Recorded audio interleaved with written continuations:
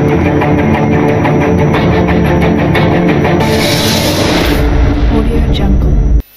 students, welcome to our academy. Today பாத்தீங்கன்னா இதுக்கப்புறம் ஓகேவா நோட்டிஃபிகேஷன் வந்து நாளைக்கு அறிவிப்பு வெளியாக போகுது. அப்போ இந்த அறிவுக்கு அப்புறம் இனிமேல் நம்ம வந்து ஒவ்வொரு யூனிட்டையும் ஒவ்வொரு நாளும் எப்படி அணுகுவது, ஒவ்வொரு யூனிட்ல எதை நம்ம ஃபோக்கஸ் பண்ணா அந்த யூனிட்ல மேக்ஸிமம் மார்க் ஸ்கோர் பண்றது. ஏன்னா ஒவ்வொரு யூனிட்லையும் கொடுத்துருக்க சிலபஸ்ல இருந்து எல்லா இதுல இருந்தும் கேள்வி கேட்பது கிடையாது. ஒரு சில சிலபஸ்ல இருந்து மட்டும் தான் ரிப்பீட்டடா கேள்வி கேட்டே இருப்பாங்க. அதே மாதிரி நம்ம ஒவ்வொரு யூனிட்டுக்கும் ஒவ்வொரு நாள் வீடியோ ரிலீஸ் பண்ணிட்டு அந்தந்த யூனிட்டை எப்படி அணுகுவது, எந்த யூனிட்டை எதுல ஃபோக்கஸ் பண்ணா அந்த யூனிட்டுக்கு மேக்ஸிமம் மார்க் எடுக்கிறது, அதுதான் பார்க்க போறோம். சிலபஸ் இருக்க ஒவ்வொரு பாயிண்டையும் நம்ம டிஸ்கஸ் பண்ண போறோம். ஒவ்வொரு பாயிண்டையும் நம்ம எப்படிலாம் அந்த இதை வந்து நம்ம எங்கிருந்து சோர்ஸ் எடுக்கலாம், எப்படி எல்லாம் கேள்வி கேட்டுக்கிறாங்க, இந்த யூனிட்ல இருந்து கொஸ்டினே வந்தது இல்லை, இந்த யூனிட் இந்த பாயிண்ட்ல இருந்து கொஸ்டினே வந்தது இல்லை, இந்த பாயிண்ட்ல இருந்து இன்டைரக்டா கொஸ்டின் கேட்டுக்கிறாங்க அப்படின்னு சொல்லிட்டு நம்ம பார்க்க போறோம். இன்னைக்கு அதோடைய முதல் தொடர்ச்சியாக நம்மளுடைய யூனிட் 6 இந்திய பொருளாதாரம் டாபிக் தான் இன்னைக்கு நாம பார்க்க போறோம். இந்திய பொருளாதாரத்துக்கு நான் வந்து டைகர் புலியோடைய படம் போட்டிருக்கேன். ஏன் சார் புலியோட படம் போடுறோம் அப்படின்னா, என்ன சொல்றது, ஒவ்வொரு சப்ஜெக்ட் ரீதியாகவும் ஒவ்வொரு ஒரு விலங்கோட கம்பேர் பண்ணலாம். எக்ஸாம்பிள் வந்து நம்ம இந்திய பொருளாதார டைகர் எதுக்காக போடலாம் அப்படி பார்த்தீங்கன்னா, நம்மளுடைய ரிசர்வ் பேங்குக்கு நம்ம எதுதான் லோகோ வச்சிருப்பாங்க அப்படி பார்த்தீங்கன்னா பனை மரமும் அதுக்கப்புறம் டைகர், இந்த ரெண்டு தான் வந்து என்ன செஞ்சிருப்பாங்க, ஒரு அடையாள சின்னமாக லோகோவா வச்சிருப்பாங்க. அப்போ ஏன் இதை வச்சிருக்காங்க அப்படின்னா, தனித்து வாழும் முக்கியமாக என்ன சொல்றது, எதையும் டிபெண்ட் பண்ணி இருக்காது, அதுவா வந்து வாழ போறது, எது தேவையோ அதை மட்டும் தான் சாப்பிடும், பசிக்கும் போது மட்டும்தான் வேட்டையாடி சாப்பிட போகுது. அதே மாதிரி இங்கேயும் நம்ம என்ன சொல்றது, எது இந்திய பொருளாதாரத்துல சிலபஸ்ல எந்தெந்த பாயிண்ட் தேவையோ அந்தந்த பாயிண்டை மட்டும் ஃபோக்கஸ் பண்ணி படிங்க. சிம்பிளா எக்கனாமிக்ஸ்ல வர மேக்ஸிமம் நம்பர் ஆஃப் கொஸ்டின்ஸை ஈஸியா அடிச்சுட்டு போயிடலாம். ஓகே, அதிகமா நம்பர் ஆஃப் கொஸ்டின்ஸ் 2021 நடந்த எக்ஸாம்ல அதிகமா நம்பர் ஆஃப் கொஸ்டின்ஸ் எல்லாமே பாத்தீங்கன்னா எல்லாமே இருந்தா ஓரளவு கவர் ஆகும். 1-2 மட்டும் வெளியே போகுது தவிர அதிகபட்ச கொஸ்டின் ஃபேக்சுவல் பாயிண்ட் டேட்டாவோட எங்கதான் வந்திருக்குது அப்படின்னு பார்த்தீங்கன்னா புக்ல இருந்து அப்படியே வந்திருக்கு. ஓகே, அதனால இந்திய பொருளாதாரத்துக்கு புக்கையே மெயின் சோர்ஸா வச்சுக்கோங்க. அதர் சோர்ஸ் என்ன அப்படின்னு சொல்லலாம் அப்படின்னு பார்த்தீங்கன்னா கரண்ட் அஃபேர்ஸா வச்சுக்கோங்க. ஓகேவா, நான் சோர்ஸா சொல்றது ரெண்டே விஷயம் தான். ஒன்னு வந்து புக்கு, இன்னொன்னு வந்து கரண்ட் அஃபேர்ஸ் வச்சுக்கோங்க. அதர் திங்ஸ் வேற எங்கேயாவது வெளியே வர திங்ஸை நம்ம அதிகமா என்ன சொல்றது, அது தேடி படிக்கலாம். ஓகே, நம்ம ஃபர்ஸ்ட் ஆஃப் ஆல் இந்த புக்கை முடிச்சுட்டு கரண்ட் அஃபேர் செக்ஷனை முடிச்சுட்டு அதுக்கப்புறம் வெளியே போய் படிங்க. அவுட் சோர்ஸ் வேற எங்கேயாவது நம்ம வெளியே இருந்து நம்ம தேடி படிக்கிறது. ஓகே, அப்போ நம்ம எப்படி புக்ல படிக்கணும் அப்படின்னு நமக்கு ஆல்ரெடி நம்ம அது தனியாவே நம்ம வேற வீடியோஸ் எல்லாம் போட்டுக்கிறோம். 11th 12th புக்ஸை படிக்கணும், 6th 10th வரைக்கும் படிக்கணும், எந்தெந்த சிலபஸ் என்ன பாயிண்ட் வருதோ அதை படிச்சுக்கணும். ஓகே, சோர்ஸை பொறுத்த வரைக்கும் book, current affairs, out source, வேற எங்கேயாவது வெளியே இருந்து சோர்ஸ் எடுக்க முடியாது எடுத்துக்கோம். ஓகேவா, இப்போ இந்திய பொருளாதாரம் அழகு நம்பர் 6, அதுக்கப்புறம் பாத்தீங்கன்னா என்னென்ன பாயிண்ட் இருக்குது, அதை எப்படிலாம் நம்ம படிக்க போறோம் அதுதான் பார்க்க போறோம். ஓகே, அதுக்கப்புறம் மொத்தமா கடைசி 20 பாயிண்டையும் கடைசியா ஒரு ஃபோட்டோவை காமிச்சு அதுல எந்த சிலபஸ் மட்டும் ரொம்ப முக்கியம் சொல்லிட்டு கடைசி ஒரு 2 minutes சொல்லுங்க. ஓகே, ஃபர்ஸ்ட் பாயிண்ட் என்ன இருக்குது, நம்ம சிலபஸ்ல கொடுத்துருக்க வார்த்தை நானா இந்த இடத்துல எந்த வார்த்தையும் நானா வந்து போடல.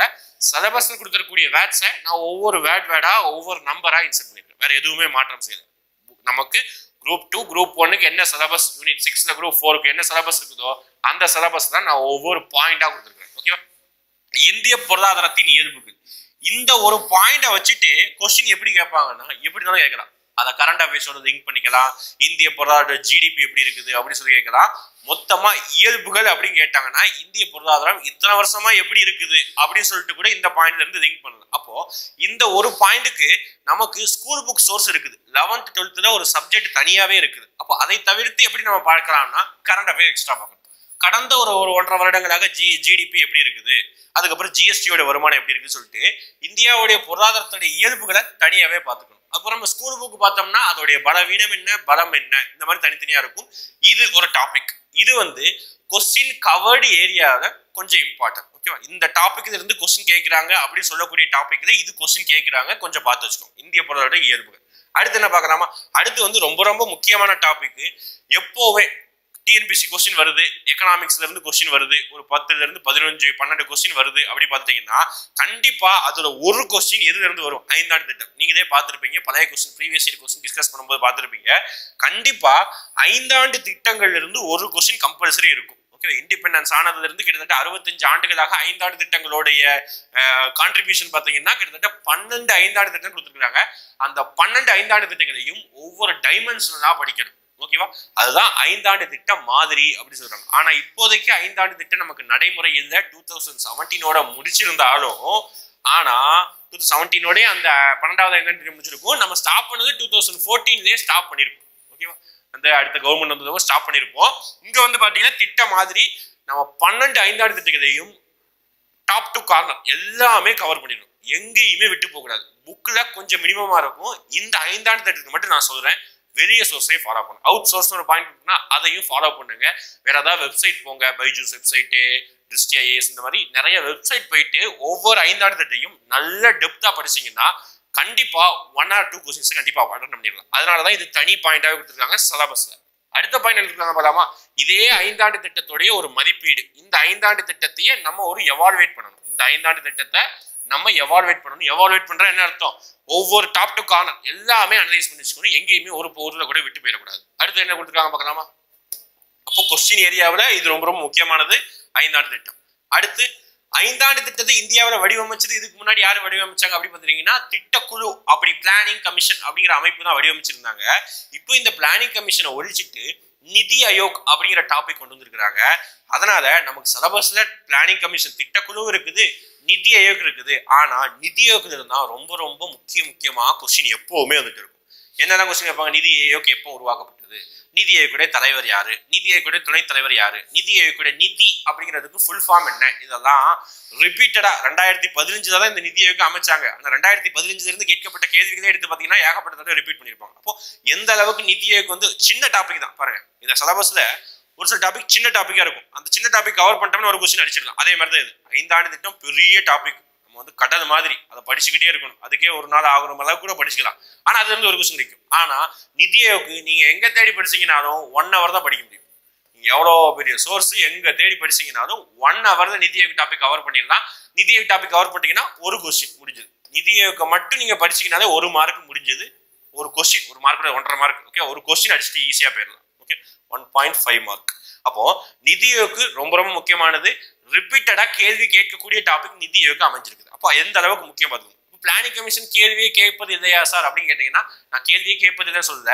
பிளானிங் கமிஷனோட எதுக்கு முக்கியத்துவம் கொடுத்துருக்காங்க, நிதி ஆயோக்கு முக்கியத்துவம் கொடுத்துருக்காங்க, பாத்துக்கோங்க. அடுத்த பாயிண்ட் என்ன இருக்குது, வருவாய் ஆதாரங்கள். ஓகே, அதாவது சோர்ஸ் ஆஃப் ரெவன்யூ அப்படின்னு சொல்றாங்க. இந்திய நாட்டுக்கு எங்க இருந்து வருவாய் ஆதாரங்கள் இருக்குது. அப்போ வருவாய் ஆதாரங்கள் அப்படிங்கிற ஒரு டாபிக் தான் இருக்குது.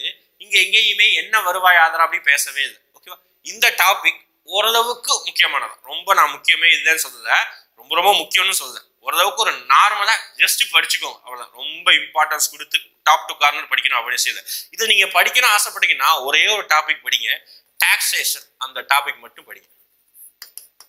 இந்தியாவில் என்ன வகையான வரிகள் இருக்குது, அது எதெல்லாம் நேர்முக வரி, எதெல்லாம் மறைமுக வரி, டைரக்ட் டாக்ஸ் எது, இன்டைரக்ட் டாக்ஸ் எது, ஒவ்வொரு டாக்ஸும் எந்த கவர்மெண்ட்டுக்கு போகுது, என்டர்டைன்மெண்ட் டாக்ஸ் யாருக்கு போகுது, எக்ஸைஸ் டியூட்டி எந்த கவர்மெண்ட்டுக்கு போகுது, கஸ்டம் டியூட்டி எந்த கவர்மெண்ட்டுக்கு போகுது அப்படின்னு சொல்லிட்டு வருவாய் ஆதாரங்கள்ல முக்கியமா நீங்க படிக்க வந்து டாக்ஸேஷன் இருக்குது.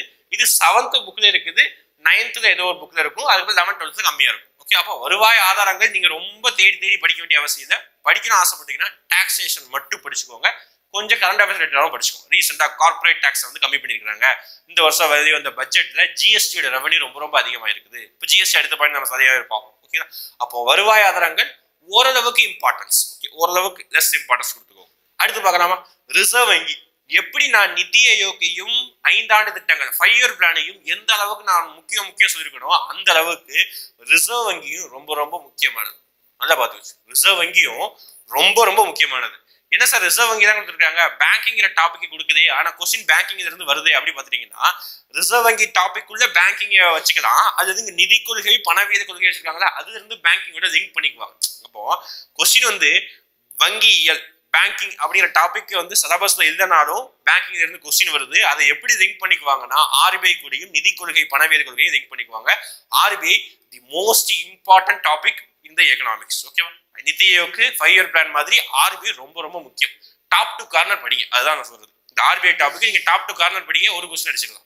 எப்போ உருவாக்கப்பட்டது, அதோட கேபிட்டல் எங்க இருக்குது, அதோட கேபிட்டல் ஃபர்ஸ்ட் எங்க இருந்தது, கொல்கத்தால இருந்து மும்பைக்கு எப்போ மாத்தினாங்க, அதுக்கு எத்தனை ஜோனல் பிரான்ச் இருக்குது, அதுக்கு வந்து போர்ட் ஆஃப் டைரக்டர் எத்தனை பேர் இருக்காங்க, எத்தனை கவர்னர், எத்தனை deputy governor, first Indian governor யாரு, ஃபர்ஸ்ட் வந்து ஆர்பிஐயோட கவர்னர் யாரு, இப்போ கவர்னர் யாரு. இந்த மாதிரி நீங்க டாப் டு கார்னர் எல்லாத்தையும் ஓவரா 360 டிகிரி ஆங்கிள் நீங்க கவர் பண்ணிட்டீங்கன்னா ஒரு கொஸ்டின் அடிச்சிடலாம். என்ன சார் ஒரு கொஸ்டின்காக நம்ம எவ்வளவு ஹார்ட் ஒர்க் பண்ணணுமா, ஹார்ட் ஒர்க் பண்ணணும். ஓகே, நான் சொல்லிட்டேன் தேடி இவ்வளோ பெரிய டாபிக் ஃபுல்லா படிக்கிறதுக்கு நீங்க ஒரு டாபிக் படிச்சு ஒரு மார்க் ஈஸி எடுத்தா. நீங்க சயின்ஸ் எல்லாம் எடுத்து பாத்தீங்கன்னா பெரிய கடல் பாட்டுக்கு வந்துட்டே இருக்கும். படிக்க படிக்க படிக்க படிக்க வந்து பாயிண்ட்ஸ் வந்துகிட்டே இருக்கும். அப்ப நீங்க அதை அவ்வளோ பட்டி முட்டி முட்டி படிக்கிறதுக்கு நான் ஆர்பிஐ படிச்சுட்டு போங்க, ஒரு கொஸ்டின் ஈஸியா அட்டன் பண்ணிட்டு போங்க. அதுதான் சொல்றேன். இப்போ ஆர்பிஐ ரொம்ப ரொம்ப முக்கியத்துவம் கொடுத்துக்கோங்க. எங்க இருந்து சோர்ஸ் கிடைச்சாலும் படிங்க. இங்கிலீஷ் சோர்ஸை கூட நீங்க தமிழா கன்வெர்ட் பண்ணிட்டு கூட படிங்க. ஓகேங்களா? இங்கிலீஷ் சோர்ஸ் அவைலபிளா இருக்கும். இது கொஞ்சம் கஷ்டமா இருக்கும் தமிழ். அவ்வளவுதான், வேற எதுவும் கிடையாது. அடுத்து பார்க்கலாமா? அடுத்து நிதி கொள்கை. ஓகே, நிதி கொள்கை மற்றும் பணவியல் கொள்கை. இது வந்து வார்த்தை ரீதியாக டிஃபிகல்ட்டா இருந்தாலும் கொஸ்டின் வந்து வேற மாதிரி வேற வேற டைமென்ஷன் கேட்கிறாங்க தவிர டைரக்டா கொஸ்டின் கேட்கறது. அப்போ மானிட்டரி எக்கனாமிக்ஸ், அதுக்கப்புறம் என்ன சொல்றது, பிசிக்கல் எக்கனாமிக்ஸ் அப்படி சொல்றாங்க. அப்போ இதை வந்து நம்ம பட்ஜெட் ரிலேட்டடா இன்க்ளூட் பண்ணலாம். அதுக்கப்புறம் என்ன சொல்றது, பணம்ங்கிற டாபிக், இந்த டாபிக் தான் இன்ஃபிளேஷன்லாம் வரும். பணவீக்கம் அப்படிங்கிற டாபிக் தான் இதுக்குள்ளதான் வரும். பணவீக்கம் இந்த டாபிக் ரொம்ப ரொம்ப முக்கியம். நான் இந்த டாபிக்கோட இந்த டாபிக் தான் அதிக முக்கியத்துவம் கொடுப்பேன். ஏன் அப்படின்னா பணவீக்கம், பணவாட்டம், இந்த மாதிரி வார்த்தைகள். அதுக்கப்புறம் என்ன சொல்றது, 2016 பாரத பிரதமர் மோடி அவர்கள் என்ன பண்ணாங்க, அதாவது என்ன சொல்றது, இந்த வேணாம், அதாவது 500 ரூபாய் 1000 ரூபாய் நோட்டே வந்து ஒழித்து கட்டினாரா. அப்போ இந்த மாதிரி செயல்கள் தான் இந்த பணவியல் கொள்கைக்குள்ளதான் வரும். அப்போ இந்த மாதிரி ரீசெண்டா நடந்தது, இன்ஃபிளேஷன் என்ன, டிஃப்ளேஷன் என்ன, இந்த டாபிக் எல்லாத்தையும் இந்த டாபிக் உள்ள இன்க்ளூட் பண்ணிக்காங்க. ஓரளவுக்கு இம்பார்ட்டன்ஸ். ஓகே, இந்த ரெண்டு இதுல இதை நான் முக்கியத்துவம் உங்களுக்கு சொல்றேன். இது கீழே இருக்க சப் டாபிக்ஸை படிங்க. கான்செப்ட், இது எல்லாமே கான்செப்ட். எப்போ வந்து விலைவாசி உயரும், எப்போ விலைவாசி கம்மியாகும், பணவீக்கம் இருக்கும்போது யார் லாபம் அடைவாங்க, கடன் வாங்கினவன் லாபம் அடைவானா, கடன் கொடுத்தவன் லாபம் அடைவானா. இந்த மாதிரி வந்து ஸ்கூல் புக்கில் 11th 12th புக்கில் தெளிவா இந்த டாபிக் எல்லாம் இருக்குது. அதனால ஸ்கூல் புக் இருக்கிறதுனால படிச்சுக்கோங்க. ஓரளவுக்கு லெஸ் இம்பார்ட்டன்ட் கேள்வி கேட்கிறாங்க. அடுத்த ஒரு டாபிக் பார்த்தீங்கன்னா நிதி ஆணையம். ரொம்ப ரொம்ப ரொம்ப ரொம்ப ஸ்மால் டாபிக், சின்ன டாபிக். கொஸ்டின் இதுக்கு முன்னாடி அதிகமா இது இருந்து கேட்கறதே இல்லை. நான் சொல்லிட்டேன், கொஸ்டின் வந்து கேட்கறதே இல்லை. கேட்டாங்கன்னா என்ன கேட்டிருக்காங்க அப்படி பார்த்தீங்கன்னா ஆர்டிகல் கேட்டிருக்காங்க. நிதி ஆணையத்துக்கு என்ன ஆர்டிகல் 280 280. அதை நீங்க பாலிட்டியாவும் கம்பேர் பண்ணலாம், எக்கனாமிக்ஸாவும் பார்த்துக்கலாம். ஓகேவா? அப்போ அது ஒரு கேள்வி கேட்பாங்க. அப்புறம் நிதி ஆணையத்துடைய தலைவர் எத்தனை வருஷம் இருக்க போறாங்க, அது எத்தனை வருஷம் அமைச்சிருப்பாங்க. இந்த மாதிரி ரொம்ப ரொம்ப பேசிக்கான கொஸ்டின், ரொம்ப ட்விஸ்டடா இருக்காது. 15வது நிதி ஆணையத்தோட தலைவர் யாரு, 14வது நிதி ஆணைய தலைவர் யாரு, முதல் நிதி ஆணையத்தோட தலைவர் யாரு, இந்த மாதிரி டூ பேசிக், ரொம்ப ரொம்ப பேசிக். நீங்க ஒரு 1/2 hour எடுத்துக்கிட்டீங்கன்னா இந்த டாபிக் முடிச்சிடலாம். பாருங்க, வெறும் 1/2 hour. ஆனா கொஸ்டின் வந்து கம்பல்சரி வருமா சார் ஆர்பிஐ மாதிரி அப்படின்னா, ஆர்பிஐ மாதிரி கொஸ்டின் வந்து கம்பல்சரி வரும் சார். இது வந்து நம்ம படிச்சாலே ஒரு மார்க் எடுத்துடலாம், ஒரு கொஸ்டின் எடுத்துடலாம் அப்படின்னு நான் சொல்ல முடியாது. கொஸ்டின் கொஞ்சம் கம்மியா வரக்கூடிய டாபிக் நிதி ஆணையம். ஆனா நீங்க ஸ்மால் டாபிக் ஒரு 1/2 hour நீங்க படிச்சு முடிச்சிடலாம். தேடி பார்த்தீங்கன்னா 11th கூட இடம் பெற்றிருக்கும். அடுத்த ஒரு டாபிக் பார்க்கலாமா? ஓகே, அடுத்து மத்திய மாநில அரசுகளுக்கிடையே நிதி பகிர்வு. என்ன சார், சென்ட்ரல் கவர்மெண்ட்டுக்கும் ஸ்டேட் கவர்மெண்ட்டுக்கு இடையே ரெவன்யூ டிஸ்ட்ரிபியூஷன், அதுதான் நிதி ஆணையம் பேசுறது. அப்போ இந்த டாபிக்கும் ரொம்ப கம்மியா வச்சுக்கோங்க. இந்த டாபிக் நீங்க என்ன படிங்க அப்படின்னு நான் சொல்றேன்னா, ஆர்டிகல்ஸ் படிங்க. பாலிட்டியில் இருக்கக்கூடிய ஆர்டிகல்ஸ் படிங்க. ஆர்டிகல்ஸ் 279A 280 அப்படின்னு சொல்லிட்டு 280 நிதி ஆணையம் இருக்குது. அதே மாதிரி 278 இந்த மாதிரி articles central government state government revenue டிஸ்ட்ரிபியூஷனை பத்தி ஆர்டிகல் இருக்கும். ஆர்டிகலை மட்டும் படிங்க. இந்த பாட்டுக்கு கொஞ்சம் இம்பார்ட்டன்ஸ் கம்மியாக கொடுத்துக்கோங்க. கொஞ்சம் தேவையில்லாத பார்த்து அதிகமாக கொஸ்டின் கேட்கறதே இது. அடுத்து ஜிஎஸ்டி, ரொம்ப ரொம்ப முக்கியமான டாபிக். சின்ன டாபிக் கூட முக்கியமான டாபிக், கேள்வி கேட்கக்கூடிய டாபிக். ஓகே, ஆர்பிஐ மாதிரி இது எப்போ உருவாக்குனாங்க, ஜிஎஸ்டி ரீசெண்டா கேள்வி கேட்டது என்னன்னா, ஜிஎஸ்டி குழு, அதாவது ஜிஎஸ்டி கமிஷனுடைய தலைவர் யாரு, சேர்மன் யாரு, இப்படி கேட்டிருக்காங்க. அப்போ ஜிஎஸ்டி முக்கியமான டாபிக், ஸ்மால் டாபிக். படிச்சீங்கன்னா ஒரு கொஸ்டின் அடிச்சுட்டு போயிடலாம், கஷ்டமாவே இருக்காது. ஓகேவா? படிச்சீங்கன்னா ஒரு கொஸ்டின் அடிச்சு போய் எத்தனை ஸ்லாப் இருக்குது, 0%, 5%, 12, அதுக்கப்புறம் 18, 28, இந்த மாதிரி எத்தனை ஸ்லாப் இருக்கு, சேர்மன் யாரு, அதாவது மெம்பர் யாருன்னு சொல்லிட்டு பேசிக்கா படிங்க. ரொம்ப ரொம்ப சுலபமா அடிச்சுட்டு போயிடலாம். ஓகேவா? ஜிஎஸ்டி. அடுத்து இந்திய பொருளாதார அமைப்பு. பாருங்க, இதெல்லாம் பாத்தீங்கன்னா ஒரு என்ன சொல்றது, ஒரு சிலபஸை இதை நம்ம எப்படி படிக்கிறதே தெரியாது. என்ன சார் இந்திய பொருளாதார அமைப்புன்னு சொல்லிட்டு சும்மா அப்படியே மொட்டையா கொடுத்துட்டாங்களே, இது வந்து நம்ம எப்படி சார் படிக்கிறது? இதுதான் வந்து எல்லா சிலபஸுக்கும் ஒரு டிராபேக்ஸ். இப்படி ஒரு பாயிண்ட்டை கொடுத்துருவாங்க. இப்படி ஒரு பாயிண்ட்டை கொடுத்துட்டு எங்கேயாவது கொஸ்டின் எடுப்பாங்க, அது இந்த பாயிண்டோட லிங்க் பண்ணிக்கலாம். அப்படிதான் இருக்குமே தவிர இது வந்து டைரக்டா நம்ம படிக்க முடியாது, எங்கேயும் தேடி தேடி படிக்க முடியாது. நான் இதை எப்படி லிங்க் பண்ணிக்குவேன் அப்படின்னா, இந்தியாவோட எக்கனாமிக் சிஸ்டத்தை படிச்சுக்குவேன். அதுக்கப்புறம் என்ன சொல்றது, இண்டஸ்ட்ரியல் பாலிசி இருக்குதா, தொழில் கொள்கைகள், அதான் நான் லிங்க் பண்ணிக்குவேன். அப்படிதான் லிங்க் பண்ணணும். அதுக்கப்புறம் அந்த 1991 வந்து எல்பிஜி கொண்டு வந்தாங்களா, அப்போ இந்த மாதிரி டாபிக் மட்டும்தான் நான் இந்திய பொருளாதார அமைப்போட லிங்க் பண்ணிக்குவேன் தவிர நான் இதை வந்து ரொம்ப தேடி தேடி படிக்க முடியாது. அதனால இதெல்லாம் லெஸ் இம்பார்ட்டன்ஸ், அப்படி விட்டுரு. நம்ம வந்து ஃபர்ஸ்ட் கவர் பண்ண வேண்டிய கவர் பண்ணிட்டு அதுக்கப்புறம் இதுக்குவோம். ஓகேவா? அடுத்து வேலை வாய்ப்பு உருவாக்கம். வேலை வாய்ப்பு உருவாக்கத்தை பொறுத்த வரைக்கும் கான்செப்ட் எங்கேயுமே ஃபேக்சுவல் பாயிண்ட் வரவே வராது. ஃபேக்சுவல் பாயிண்ட் புக்ல இருக்காது. கரண்ட் அஃபேர்ஸ்னா ஃபேக்சுவல் பாயிண்ட் வரும், கான்செப்ட் அது அப்படியே புரிஞ்சு படிக்கணும். எப்படி சார் புரிஞ்சு படிக்கிறது? வேலை வாய்ப்பின்மையோடைய வகைகள் அப்படின்னு சொல்லுவாங்க. அதாவது மறைமுக வேலை வாய்ப்பின்மை, திறந்த வேலை வாய்ப்பின்மை சொல்லிட்டு புக்கிலேயே, ஸ்கூல் புக்கிலேயே வேலை வாய்ப்பின்மையோட வகைகள் இருக்கும். அதை படிச்சுக்கோங்க. வேலை வாய்ப்பின்மை சம்பந்தமா ஏதாவது டேட்டா வெளியிட்டாங்கன்னா அதை படிச்சுக்கோங்க. ஹிஸ்டரியில மிடிவல் ஹிஸ்டரியில ஃபெரோஷா துக்ளக் எம்ப்ளாய்மெண்ட் பியூரோங்கிற அமைப்பு உருவாக்கி இருப்பாரு. அந்த மாதிரி டாபிக்கை லிங்க் பண்ணி படிச்சுக்கோங்க. Less importance. ஓகேவா? நான் சொல்லிட்டு லெஸ் இம்பார்ட்டன்ஸ் தான், அதிக முக்கியத்துவம் கொடுக்க வேண்டாம். அடுத்து ஒரு 3 டாபிக் தொடர்ச்சியா இருக்கும், எல்லாமே ஒரே மாதிரி. நில சீர்திருத்தம், லேண்ட் ரிஃபார்ம்ஸ். அதிகமா கொஸ்டின் கேட்டதே கிடையாது. அதிகமா கொஸ்டின் கேட்டதே கிடையாது. எங்கேயாவது 1 அல்லது 2. இது எக்கனாமிக்ஸ் புக்லயே இருக்கும், 12th இருக்கு. 12th எக்கனாமிக்ஸ்ல இருக்குது, 12th ஹிஸ்டரி புக்ல இருக்கு. என்ன சார் ஹிஸ்டரி புக்ல கொண்டு போய் எக்கனாமிக்ஸ் சொல்றீங்களே அப்படி பாத்தீங்கன்னா, இண்டிபெண்டன்ஸ் ஆனதுக்கு அப்புறமும் இண்டிபெண்டன்ஸ் ஆனதுக்கு முன்னாடி இந்தியாவுடைய லேண்ட் ரிஃபார்ம்ஸ் பத்தி ஹிஸ்டரி புக்ல ஒரு இடம் பெற்று இருக்குது. அந்த டாபிக் படிச்சுக்கோங்க. ஹிஸ்டரியில 2nd வால்யூம்ல ஃபர்ஸ்ட் லெசன் பாத்துக்கோங்க. ஹிஸ்டரியில 2nd வால்யூம்ல ஃபர்ஸ்ட் லெசன். அதை நம்ம அந்த அந்த புக்கே வாங்காம விட்டுருப்போம் பாதி பேர். ஆனா அந்த புக்ல ஒரே ஒரு லெசன் மட்டும் படிக்க வேண்டியதா இருக்கும். அதை பாத்துக்கோங்க. இந்த மாதிரி நில சீர்திருத்தம் சம்பந்தமாக ஒரு சப்ஜெக்டே இருக்கும். ஒரு லெசன் மட்டுமே இருக்கும் அந்த 12th ஹிஸ்டரியில, மாடர்ன் ஹிஸ்டரி மாதிரி இருக்கும். அப்போ ஓரளவுக்கு இம்பார்ட்டன்ஸ் கொடுத்துக்கோங்க. அடுத்து வேளாண்மை பாருங்க. நான் தொடர்ச்சியா ஒரு 3 டாபிக் காமிக்கிறேன், எல்லாமே ஒரே மாதிரி இருக்கும். பாருங்க, நில சீர்திருத்தம், அடுத்து வேளாண்மை, அடுத்து வேளாண்மையில் அறிவியல் தொழில்நுட்ப பயன்பாடு. இந்த 3 டாபிக்கும் எல்லாம் கோரிலேட், எல்லாமே ஒன்னா சேர்ந்ததுதான். ரொம்ப டிஃபர் ஆனது கிடையாது. அப்போ வேளாண்மையை பத்தி என்ன கொஸ்டின் கேட்பாங்க? திருப்பி அரைச்சமாவே அரைப்பாங்கன்னு சொல்லுவாங்கல்ல, அதே மாதிரி என்ன கேள்வி கேட்பாங்கன்னா, பசுமை புரட்சி. திருப்பி எத்தனை தடவை கேட்டாலும் டிஎன்பிசிக்கே பொருடிச்சிடும். அந்த அளவுக்கு என்ன செய்வாங்க, திருப்பி இந்த கொஸ்டின் கேட்டே இருப்பாங்க. பசுமை புரட்சி அந்த யாரு எப்ப அறிமுகப்படுத்துறாங்க? இப்போ கூட 2021 ஒரு வெளிவந்த கொஸ்டின்ல கூட பசுமை புரட்சி மேட்ச் த ஃபாலோயிங் இயர் கேட்டிருந்தாங்க. அப்போ திருப்பி கேட்கக்கூடிய கேள்வி தான் வேளாண்மை. அதை நம்ம ஈஸியா படிச்சுட்டு போயிடலாம். பசுமை புரட்சி தந்தை, உலக அளவில் பசுமை புரட்சி நார்மன் போர்லாக் கொண்டு வந்தாரு. இந்த மாதிரி பேசிக்கா உள்ளது, அதெல்லாம் படிச்சு வச்சிருங்க. தொழில்நுட்பம் அப்படின்னா நம்ம இதெல்லாம், இது நம்ம ரொம்ப டெக்னாலஜி ரிலேட்டடா நம்ம புக்லையும் கொடுக்கல, எங்கேயும் தேடி பிடிக்கும். இதெல்லாம் விட்டுருங்க இப்போதைக்கு. ஃபர்ஸ்ட் ஆஃப் ஆல் அதை விட்டுருங்க. முக்கியமானதை படிச்சுட்டு வந்துக்கலாம். அடுத்து பாருங்க, முடிக்க போறோம். தொழில் வளர்ச்சினா இந்தியாவில் ஃபர்ஸ்ட் என்ன டைப் ஆஃப் எக்கனாமி கொண்டு வந்தாங்க, இந்தியாவில் எத்தனை தொழில் கொள்கைகள் இருக்குது, அதை ரொம்ப முக்கியம். நல்லா படிச்சுக்கோங்க. இதுவரைக்கும் கேள்வி கேட்டதே இல்லைங்க, நல்லா பார்த்துக்கோங்க. இதுவரைக்கும் கேள்வி கேட்டதே இல்லை. லெஸ் இம்பார்ட்டன்ஸ் கொடுத்துக்கோங்க. ஆனாலும் ஏதாவது ஒரு கொஸ்டின் வரதுக்கு வாய்ப்பு இருக்கு. ஆனா புரியுதுங்களா? கேள்வி கேட்டது இல்லை, ஆனா சொல்லிட்டேன். தொழில் வளர்ச்சி சம்பந்தமாக தொழிற்கொள்கை ரீதியாக அதிகமா கேள்வி கேட்டது இல்லை. நேரு சம்பந்தமா ஏதாவது கேள்வி கேட்பாங்க. 5 ஆண்டு திட்டத்தோட லிங்க் பண்ணி தான் கேள்வி கேட்பாங்க. டேரக்டா கேள்வி கேட்டதே இல்லை. ஆனா எப்படி கேட்டுக்கிறாங்க? ஆசியாவின் டெட்ராய்டு எது நமக்கே தெரியும், சென்னை. ஆசியாவோட டெட்ராய்டு என்னது? சென்னை. அது எத்தனை சதவீதம் கார் உற்பத்தியில் இருக்குது? இதெல்லாம் புக்ல இருக்க டேட்டாவை அப்படியே தான் கொஸ்டின் கேட்டுக்கிறாங்க. அப்போ தொழில் வளர்ச்சியில பேசிக்கா ஆசியா டெட்ராய்டு, குட்டி ஜப்பான் எது, அதுக்கப்புறம் திருப்பூர் நம்ம என்ன சொல்றோம், அந்த பின்னல் அடைகளின் நகரம், அதுக்கப்புறம் கோயம்புத்தூர் பம்ப் சிட்டி சொல்றோமா, அதே மாதிரி பேசிக்கான எங்கெந்த சிட்டில என்னென்ன டெவலப்பா இருக்குதுன்னு ஞாபகம் வச்சுக்கோங்க போதும். அடுத்து ரொம்ப முக்கியமான டாபிக் ஆர்பிஐ, ஜிஎஸ்டி மாதிரி ரொம்ப முக்கியமான டாபிக் ஊரக நலசார்ந்த திட்டங்கள். இந்த பாயிண்ட் தான் ரொம்ப ஸ்கீம்ஸ். கொஸ்டின் எடுத்து பாத்தீங்கன்னா 15-10 கொஸ்டின்ல ஒரு கொஸ்டின் பேங்கிங், ஒரு கொஸ்டின் அதுக்கப்புறம் என்ன சொல்றது அந்த 5 ஆண்டு திட்டம், ஒரு கொஸ்டின் நிதி ஆயோக், அதே மாதிரி அடுத்த ஒரு கொஸ்டின் ஸ்கீம்ஸ். கம்பல்சரி ஒரு கொஸ்டின் ஸ்கீம்ஸ்ல இருந்து வராம கொஸ்டினே இருக்காது. ஸ்கீம்ஸ் எப்படி சார் படிக்கிறது? ஏகப்பட்ட ஸ்கீம்ஸ் இருக்குது. ஃபர்ஸ்ட் புக்ல இருக்க ஸ்கீம்ஸ் படி. புக்கிலே 20 ஸ்கீம் இருக்கும். ஸ்கீமோட பேரு, ஸ்கீமோட வருஷம். அப்போ புக்ல இருக்கக்கூடிய ஸ்கீமை முடிச்சுட்டு அதுக்கப்புறம் நீ எங்க வா, அதுக்கப்புறம் எக்ஸ்ட்ரா வெளியே இருக்கிற ஸ்கீம்ஸ் எல்லாம் படி. ஓகேவா? அப்போ ஸ்கீம்ஸை பொறுத்த வரைக்கும் ஒரு கொஸ்டின் கம்பல்சரி எதிர்பார்க்கலாம். என்ன சார் ஸ்கீம்ஸ்ல படிக்கணும் அப்படின்னா, அது இயர், அந்த வருஷம், எந்த வருஷம் அந்த ஸ்கீமை கொண்டு வந்தாங்க அதை பார்த்துக்கோங்களா. அதுக்கப்புறம் என்ன செய்யறாங்க, அது எந்த மினிஸ்ட்ரி கீழே வருது, ஓகேவா, என்ன மினிஸ்ட்ரி, எந்த அமைச்சகத்தின் கீழே வருது அதை பார்த்து வச்சுக்கோங்க. அதுக்கப்புறம் அந்த ஸ்கீமோடைய மெயின் எய்ம் என்ன, அந்த ஸ்கீம் எதுக்காக கொண்டு வரப்படும், இதை பார்த்துருக்க போதும். ஓகேவா? புக்லயே ஒரு 20 ஸ்கீம் இருக்கும். 11th புக்ல ஒரு கட்டம் போட்டு ஒவ்வொரு ஸ்கீமும் இயர் கொடுத்துருப்பாங்க. அதுக்கப்புறம் எங்கேயாவது குட்டியா பாக்ஸ் போட்டு ஸ்கீம் கொடுத்துருப்பாங்க. அதுக்கப்புறம் வெளியே சோர்ஸ்ல முக்கியமான ஸ்கீம்ஸையும் படிச்சுக்கோங்க. நம்ம அடுத்தடுத்து வீடியோவும் போடும் ஸ்கீம்ஸ். ஓகேவா?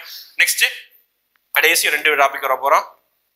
சமூக பிரச்சனைகள், மக்கள் தொகை, கல்வி, நல்வாழ்வு, வேலைவாய்ப்பு, வறுமை. இந்த சமூக பிரச்சனைகளை என்னால படிக்க முடியாது. எப்படி போய் தேடி படிப்பீங்க சொல்லுங்க? இந்த மாதிரி சமூகத்துல ஒரு பிரச்சனை நடக்கும், அதை லிங்க் பண்ணி எக்கனாமியோட லிங்க் பண்ணி படிச்சுக்கணும். தவிர நீங்க தேடி போய் படிக்க முடியாது. டைம் வேஸ்ட், விட்டுருங்க. உங்க பேசிக்கா உங்களுக்கு இருக்க நாலேஜ் வச்சு நீங்க எழுதிக்கோங்க. அவ்வளவுதான். ஒரு கொஸ்டின் வந்தா ஆப்ஷனல் இன்வைட் பண்ணி எழுதிக்கோங்க. ஓகேவா? ரொம்ப கஷ்டப்பட்டு எங்கெங்கயோ தேடி தேடி சமூக பிரச்சனைக்காக சோசியல் இஷ்யூஸ் டாபிக் எடுத்து அதை அனலைஸ் பண்ணி டேட்டாவை எடுத்து அதெல்லாம் வேணாம், விட்டுருங்க. ஸ்கூல் புக்கை படிச்சு வாங்க. ஸ்கூல் புக் தான் எங்கேயுமே அதிகமா இருக்காது, விட்டுருங்க. ஓகேவா? அடுத்து கடைசி பாயிண்ட்ல மக்கள் தொகை, கல்வி, நல்வாழ்வு, வேலை வாய்ப்பு, வறுமை. இதுல வறுமை வேணா ஸ்கீம்ஸ், வறுமை தொடர்பாக ஸ்கீம், வறுமை கோட்டை யார் முடிவெடுக்கிறா, இந்த மாதிரி படிச்சுக்கோங்க. மக்கள் தொகை ஒரு கொஸ்டின் கன்ஃபார்ம்ங்க. நான் சொல்றேன், ஒரு கொஸ்டின் கன்ஃபார்ம் அடிச்சு நோக்கிடலாம். என்ன மக்கள் தொகை? அவ்வளவுதான், சென்சஸ் தான். 10 வருஷத்துக்கு இருக்க சென்சஸ் எடுக்கிறாங்களா, மக்கள் தொகை கணக்கெடுப்பு 2011 கடைசி எடுத்தாங்களா, அந்த சென்சஸை படிங்க. அவ்வளவுதான் மக்கள் தொகை, வேற எதுவுமே இல்லை. அந்த சென்சஸ்ல பர்த் ரேட் என்ன, அதாவது இறப்பு விகிதம் என்ன, பிறப்பு விகிதம் என்ன, தாய்மார்களோட இறப்பு விகிதம் என்ன, இந்த மாதிரி பேசிக்கா 2011 வெளிவந்த மக்கள் தொகை கணக்கெடுப்பு படிச்சிருங்க. ஒரு கொஸ்டின் கன்ஃபார்ம். நீ அதை ஜாகிரபியாவும் படிக்கலாம், எக்கனாமிக்ஸாவும் படிக்கலாம், ஒரு கொஸ்டின் கன்ஃபார்ம். அப்போ ஒரு 4-5 டாபிக் நான் ஒரு கொஸ்டின் கன்ஃபார்ம் சொல்லியிருக்கிறேன். அதுக்கு ஏற்ற மாதிரி படிச்சுக்கோங்க. நான் சிலபஸ் இருக்க மொத்த பாயிண்டையும் நான் சிங்கிள் பாயிண்டா கொடுத்து முடிச்சிட்டேன். ஓகே, எல்லா பாயிண்ட் நான் சிங்கிள் பாயிண்டா கொடுத்து முடிச்சிட்டேன். இப்போ நான் கடைசி என்ன பாக்குறேன்னா, தனித்தனியா பார்க்காம ஒரே பேஜ்ல எடுத்து வச்சிருக்கிறேன் சிலபஸோட மொத்த பாயிண்டையும். முடிஞ்சா ஒரு ஸ்கிரீன்ஷாட் ஏதாவது எடுத்து வச்சுக்கோங்க. இதுல நான் எது உங்களுக்கு ரொம்ப ரொம்ப முக்கியம் அதை மட்டும் ரவுண்ட் பண்றேன். திருப்பி ஒரு தடவை ஞாபகம் வச்சுக்கோங்க. இதை படிக்காம நீ வேற டாபிக் போவாதீங்க. சொல்றது நீங்க சீக்வன்ஸா படிக்கணும், ஸ்கூல் புக்ல இருந்து படிக்கணும் சார் அப்படின்னா அதுக்கு இப்ப டைம் இல்லை. 90 நாள் தான் இருக்குது. நீங்க தமிழையும் படிக்கணும், இங்கிலீஷ் படிக்கணும், தமிழ் அதிக முக்கியத்துவம் கொடுக்கணும். அப்ப எப்படி சார் இதெல்லாம் நம்ம ஃபுல்லாத்தையும் ஃபர்ஸ்ட் சிலபஸ் வைஸ் அப்படியே வரிசையா வர்றது முடியாதுன்னா விட்டுருங்க. நான் சொல்ற பாயிண்ட மட்டும் படிங்க. 15 கொஸ்டினுக்கு நான் சொல்ற மட்டும் பாயிண்ட படிங்க. 15 கொஸ்டினுக்கு ஒரு அசால்ட்டா ஒரு 10 கொஸ்டின் எடுத்து போயிடலாம். அவ்வளவுதான். மேற்படி நம்ம பிராக்டிஸ் இருக்கணும். பிராக்டிஸ் இல்லாம எடுக்க முடியாது. அப்போ என்னென்ன பாயிண்ட மட்டும் சொல்றேன் அதை மட்டும் நோட் பண்ணி வச்சுக்கோங்க. இல்லாட்டி நான் நோட் பண்ணதுக்கு அப்புறம் ஸ்கிரீன்ஷாட் எடுத்து வச்சுக்கோங்க. ஓகே, ஃபர்ஸ்ட் பாயிண்ட் பார்க்கலாமா? 5 ஆண்டு திட்டம், மதிப்பீடு, திட்டக்குழு, நிதி ஆயோக். இந்த 4 டாபிக்கையும் ஒரு பாயிண்டா சேர்த்தே படிங்க. 5 இயர் பிளான் எப்படி வந்தது, எந்த நாட்டுல இருந்து எடுத்தாங்க, 12 5 இயர் பிளான் படிங்க, அதோட மதிப்பீடு படிங்க, திட்டக்குழு பத்தி படிங்க, நிதி ஆயோக் படிங்க. இந்த 4 பாயிண்ட்ல இருந்து என்னால சொல்ல முடியும் ஒரு 3 கொஸ்டின் வரலாம். 2 அல்லது 3 கொஸ்டின் கன்ஃபார்ம் வரப்போகுது. நீங்க 2 கொஸ்டின் கேட்டாங்கன்னா 3 மார்க் எடுத்து போறீங்க. ஓகேவா? முடிஞ்சது. அடுத்து ரிசர்வ் வங்கி, ஒரு கொஸ்டின் கன்ஃபார்ம். ரிசர்வ் வங்கி இருக்கு. ரிசர்வ் வங்கினா நான் பேங்கிங் டாபிக் சேர்த்து சொல்றேன். ரிசர்வ் வங்கிற டாபிக் பேங்கிங்கையும் சேர்த்து சொல்றேன், பேங்கிங்கோட வரலாறையும் சேர்த்து சொல்றேன். ஒரு கொஸ்டின் கன்ஃபார்ம். அடுத்து நிதி கொள்கை, பணவியல் கொள்கையிலிருந்து ஒரு கொஸ்டின் கன்ஃபார்ம். நம்ம சொன்னா பணவீக்கம், பணவாட்டம், அதுல இருந்து ஒரு கொஸ்டின் கன்ஃபார்ம் வரப்போகுது. அதுக்கப்புறம் இதெல்லாம் நம்ம அப்படி இப்படி தட்டி கழிச்சோம்னா இந்த 2 பாயிண்ட்ல இருந்து ஒரு கொஸ்டின் கேட்கலாம். ஜிஎஸ்டி அப்புறம் பொருளாதார அமைப்பு. நான் சொல்லிட்டேன் இதெல்லாம் இன்டைரக்டா கேட்கக்கூடியது, ஆனா ஜிஎஸ்டி டைரக்டா கேட்பாங்க. ஒரு கொஸ்டின் கன்ஃபார்ம். ரீசெண்டா நிறைய இடத்துல ஜிஎஸ்டி கேட்டுக்கிறாங்க. அப்படியே நீங்க வந்தீங்கன்னா இந்த வேளாண்மை, நில சீர்திருத்தம், இந்த மாதிரி டாபிக்ல இருந்து 1 அல்லது 2 இந்த 3 டாபிக்ல இருந்து கேட்கிறாங்க. கடைசியா நான் சொன்ன மாதிரி ஸ்கீம்ஸ் ஒரு கொஸ்டின் கிடைச்சிடுறாங்க. மக்கள் தொகையில இருந்து மட்டும் ஃபுல்லா கேட்கிற சொல்ல மக்கள் தொகையில இருந்து மட்டும் ஒரு கொஸ்டின் கன்ஃபார்ம். ஓகேவா? எனக்கு தெரிஞ்சு கொஸ்டின் அனலைஸ் பண்ணதுல இருந்து இவ்வளவு டாபிக்ல இருந்து கொஸ்டின். அப்போ 1 2 3 4 5 6 6 3 9 கொஸ்டின் ஆவரேஜா வந்துருச்சா?